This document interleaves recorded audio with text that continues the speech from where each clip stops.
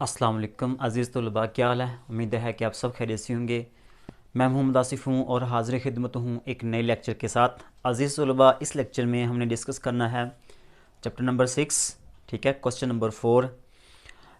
Question number 4 जो ना, ये इम्पोर्टेंस के हवाले से मैं आपको बता देता हूँ कि क्वेश्चन नंबर 4 जो ना, इसमें हम क्रैमर रूल का इस्तेमाल करेंगे, ठीक है।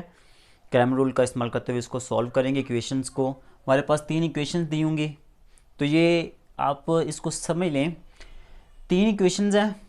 इसको आपने क्रैमर रूल की मदद से सॉल्व करना है, ठीक है। तो इस तरह का कोई भी क्वेश्चन आ जाए, आपको मेथड आना चाहिए। बस मैं हर वीडियो में आपको यही बताता हूँ कि एक क्वेश्चन आपने समझ लिया ना, फर्ज कर लिया मैं अभी क्रैमर वाला करवाने लगा हूँ, तो अगर आपने एक दफ़ा इसको अच्छे तरीके से एक क्वेश्चन भी कर लिया, अगर आपको आ गया, तो क्रैमर वाला क्वेश्चन कोई भी इस तरह का दे दें, आपको कोई प्रॉब्लम नहीं होनी चाहिए, आपको वो क्वेश्चन आना चाहिए, ठीक है। तो चैप्टर नंबर 6 में 2 ही क्वेश्चन हैं, ठीक है। 2 ही क्वेश्चन हैं, वो ये हैं इन्वर्स फाइंड आउट करना और क्रैमर का रूल, ठीक है। ये 2 क्वेश्चन हैं, दोनों में से एक ही आता है और हर सेमेस्टर में आता है, ठीक है। कोई भी ऐसा सेमेस्टर नहीं है जिसमें ये क्वेश्चन ना आया। इन दोनों में से कोई ना कोई लाजमी आता है, 100% आता है। दोनों एक एक दफ़ा आप कर लें, क्वेश्चन कोई भी आ जाए, आप उस क्वेश्चन को सॉल्व कर सकते हैं। तो ये बात याद रखनी है। तो इस चैप्टर में से एक क्रैमर रूल और एक इन्वर्स वाला, मतलब को फैक्टर्स वाला, ठीक है। तो वो आपको आना चाहिए। तो आज हम इस लेक्चर को स्टार्ट करते हैं, लेकिन इस लेक्चर से पहले आपसे रिक्वेस्ट है कि मेरे इस चैनल को सब्सक्राइब कर दें, साथ में लगे बेल आइकन को भी प्रेस कर दें और वीडियो को लाइक करना मत भूलिएगा। तो अजीज़ तलबा, क्रैमर का रूल यहाँ पे इस्तेमाल करेंगे ना, ठीक है। तो यहाँ पे मैं लिख देता हूँ क्रैमर्स रूल। तो इसका आसान तरीका है, आपने पहले लिखना है ए में क्या लिखना है 2। यहाँ पे आपको कुछ नज़र नहीं आ रहा, यहाँ पे माइनस, ये माइनस ज़रूर लिखनी है। यहाँ पे कुछ नहीं लिखा हुआ तो यहाँ पे आपने 1 लिखना है। इसके साथ ये +1 है, ठीक है।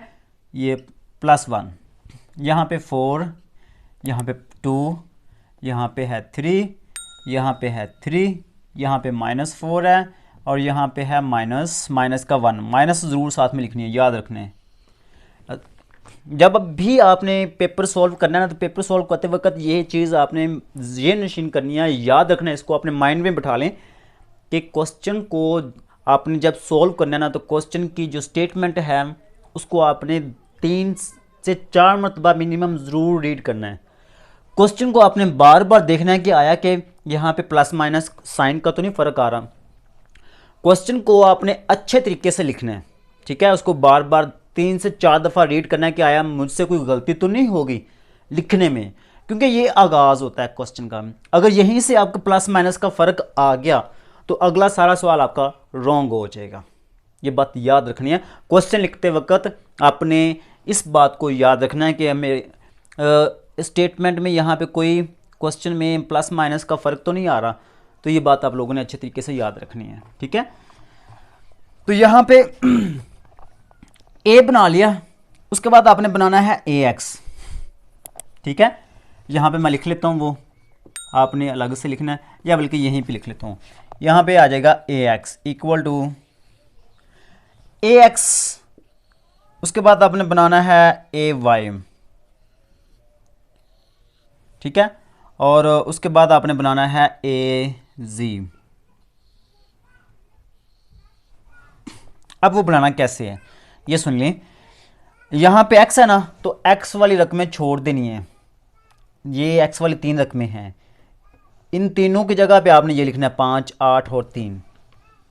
5, 8 और 3। फिर उसके बाद -1, 2 और -4, -1, 2 और -4, 1, 3, -1, 1, 3, -1। ये हो गया x। जब आपने ये y वाला बनाना हो तो y वाली वैल्यू नहीं लिखनी, आप पहले ये लिख लें 2, 4, 3, 2, 4 और 3। जब y वाली यहाँ पे y लिखा हुआ ना, तो y वाली यहाँ पे नहीं लिखनी, इसकी जगह पे आपने ये लिखनी है 5, 8, 3, 5, 8, 3। याद रखना है ये सेंटर में है तो सेंटर में ही इसको लिखना है।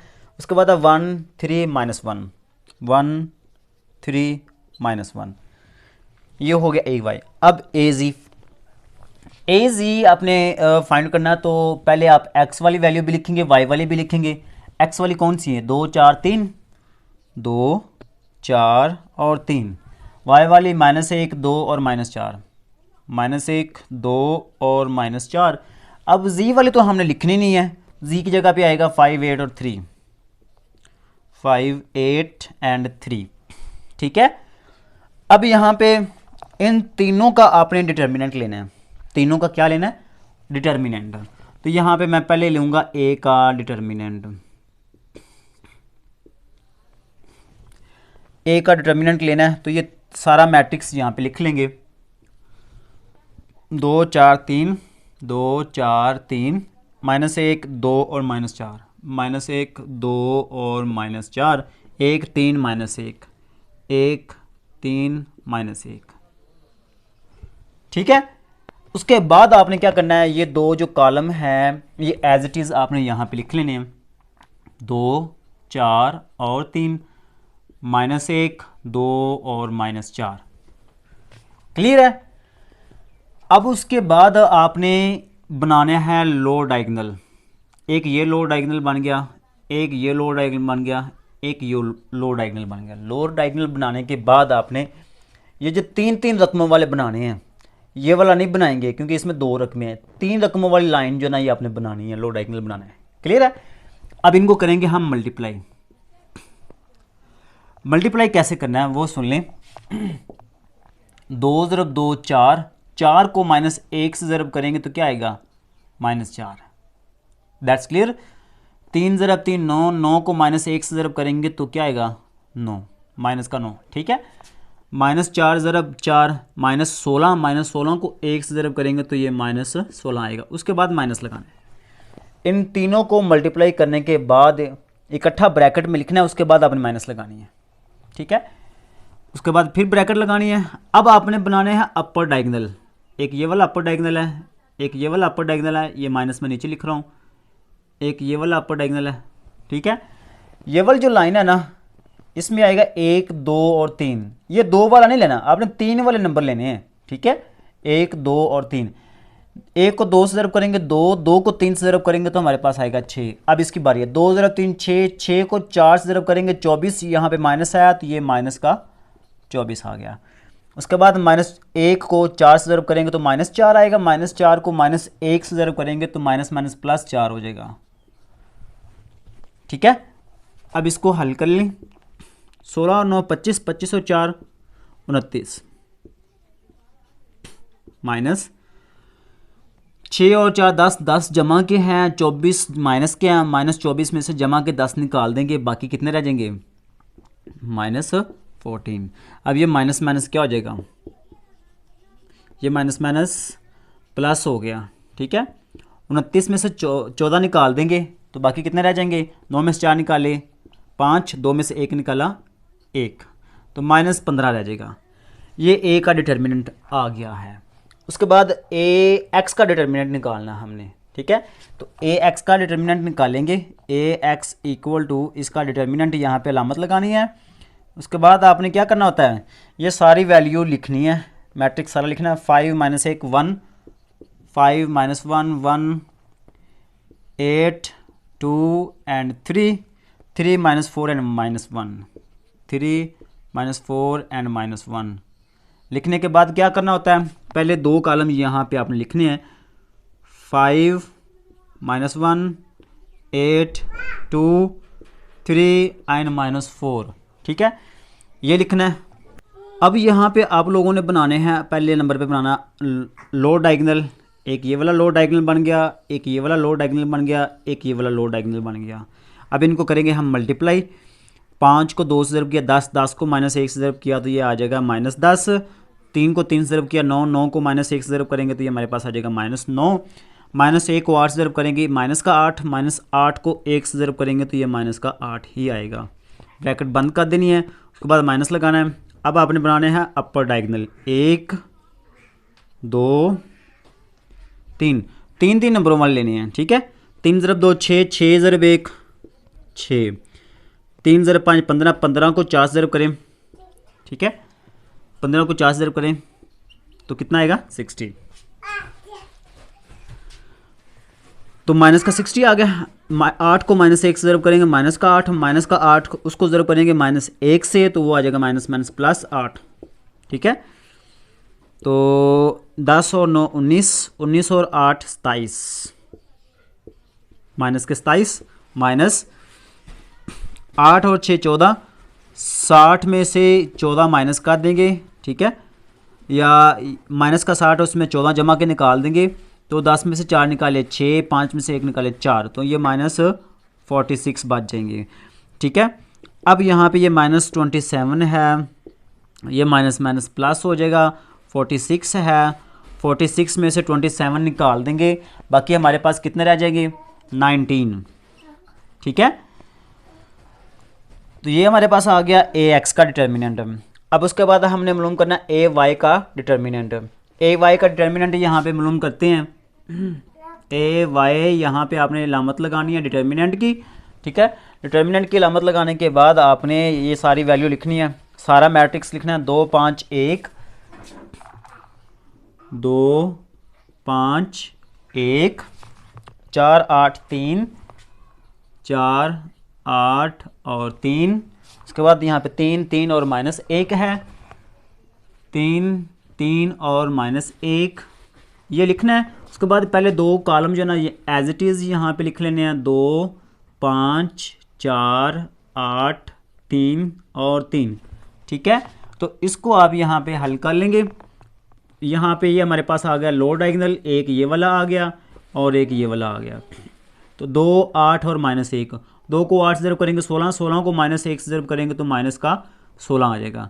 उसके बाद 5 ज़रब 3 15, 15 को 3 से ज़रब करेंगे तो हमारे पास आ जाएगा 45, 4 1 4, 4 ज़रब 3 12। उसके बाद माइनस लगानी है, फिर आपने बनाना है अपर डायगोनल, एक ये वाला बन गया, एक ये वाला बन गया और एक ये वाला बन गया, ठीक है। 8 1 8, 8 ज़रब 3 24, ठीक है। 2 ज़रब 3 6, 6 ज़रब 3 18, 5 ज़रब 4 20, 20 को -1 से ज़रब करेंगे तो हमारे पास आ जाएगा माइनस का 20, ठीक है। अब इसको ऐड करें, 45 में से 16 निकाल दें, ठीक है। 45 में से 16 माइनस का वो निकाल देंगे, 15 में से 6 निकाले 9, 3 में से 1 निकाला 2, तो ये 29, 29 में ऐड करेंगे 12, तो 12 ऐड कर लें, 9 और 2 11, 2 1 3 और 1 4, यहाँ पे हमारे पास क्या आ गया 41। उसके बाद माइनस, ठीक है, 24 में से 20 निकाल दें, बाकी रह जाएंगे 4, 18 और 4 22, ठीक है। अब 41 में से 22 निकाल दें, यहाँ पे 22 माइनस के निकाल देंगे, 11 में से 2 निकाले 9, 3 में से 2 निकाले 1, तो यहाँ पे हमारे पास आ गया 19, ठीक है। अब ये हमारे पास आ गया ए वाई का डिटर्मिनेंट। अब उसके बाद हमने फाइंड आउट करना है ए जी का डिटर्मिनेंट, ठीक है, इसका ए जी का। तो ए जी का डिटर्मिनेंट फाइंड आउट करते हैं।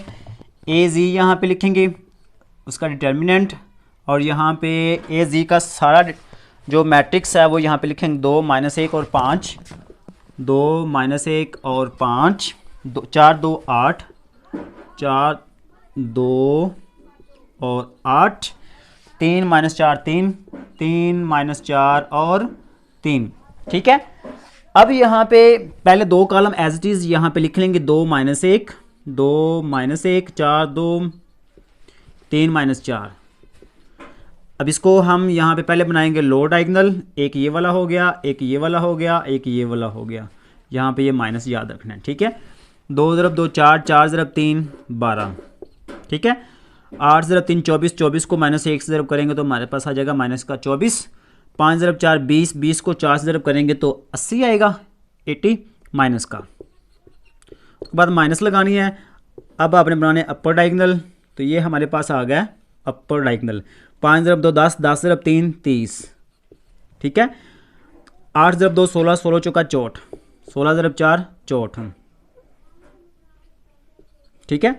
उसके बाद 4 1 4, 4 ज़रब 3 12, माइनस के 12, क्योंकि यहाँ पे -1 है तो माइनस लिखेंगे, ठीक है। अब इनको ऐड कर लें। 80 24 में से 12 निकाले, बाकी कितने रह गए, -12, 80 और -12 -92, ठीक है। उसके बाद माइनस, अब 64 और 12 इनको ऐड कर लें, 64 और 12 को हमारे पास आ जाएगा 76, उसमें से 30 माइनस कर देंगे तो 6, 7 में से 3 निकाले 4, तो ये हमारे पास क्या आ गया, 46 माइनस के बच जाएंगे हमारे पास, ठीक है। ये 72 हमारे पास माइनस के हैं, सॉरी 76 हमारे पास माइनस के हैं, उसमें से 30 निकाल देंगे, बाकी हमारे पास 46 माइनस के बच जाएंगे, -92, ये माइनस माइनस क्या हो जाएगा, +46। अब उसके बाद 92 में से 46 निकाल देंगे, ठीक है, तो हमारे पास बाकी कितने रह जाएंगे, 46, ठीक है, माइनस के 46। ये हमारे पास आ गया, हमारे तीनों आंसर आ गए हैं। अब हमने x की वैल्यू मालूम करनी है, y की मालूम करनी है और z की मालूम करनी है, ठीक है। तो x और y की वैल्यू, यही काम थोड़ा सा मुश्किल था जो आपने कर लिया। अब x की वैल्यू हमने मालूम करनी हो तो आपने लिखना ऊपर ax का डिटर्मिनेंट ओवर a का डिटर्मिनेंट। ax की वैल्यू हमारे पास जो है वो हमारे पास है 19, सॉरी यहाँ पे मिस्टेक है, ठीक है, यहाँ पे -4 है, -4 यहाँ पे लिखना था मैंने, वो गलती से -1 लिखा गया, तो इसकी कैलकुलेशन थोड़ा सा चेंज कर लेते हैं। 8 0 4 -32, तो यहाँ पे आएगा -32 का, और इनको ऐड करें, 32 और 9 41, 51 आ जाएगा यहाँ पे, ठीक है। और यहाँ पे आपने लिखना है माइनस का 51, बाकी सारी सेम ही है। 51 में से 46 माइनस प्लस के निकाल देंगे, बाकी हमारे पास रह जाएगा 5। तो ax का डिटर्मिनेंट हमारे पास आ गया 5, ठीक है। यहाँ पे मिस्टेक थी, यहाँ पे -1 लिखा हुआ था तो -4 आता है, ठीक है। ये क्योंकि पहले 2 कॉलम हमने यहाँ पे लिखने होते हैं ना, तो यहाँ पे -4 आना चाहिए था, ठीक है।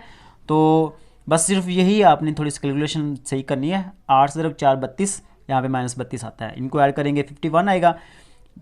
60 में से 14 निकाल देंगे तो हमारे पास 46 बच जाएगा, ये माइनस माइनस प्लस का हो जाएगा, ये -51 हो जाएगा, ठीक है। तो ये हमारे पास रह जाएगा -5, तो ये -5 और नीचे दिया हुआ a का डिटर्मिनेंट हमारे पास आया -15, और ये माइनस माइनस कट गया, 5 1 5 5 3 15, 1/3 आ गया हमारे पास। उसके बाद आपने मालूम करना है y मालूम करने के लिए आपने क्या करना है, ऊपर a y का डिटर्मिनेंट, नीचे a का डिटर्मिनेंट। a y का डिटर्मिनेंट हमारे पास इसका आंसर आ चुका है, a y का डिटर्मिनेंट, ठीक है।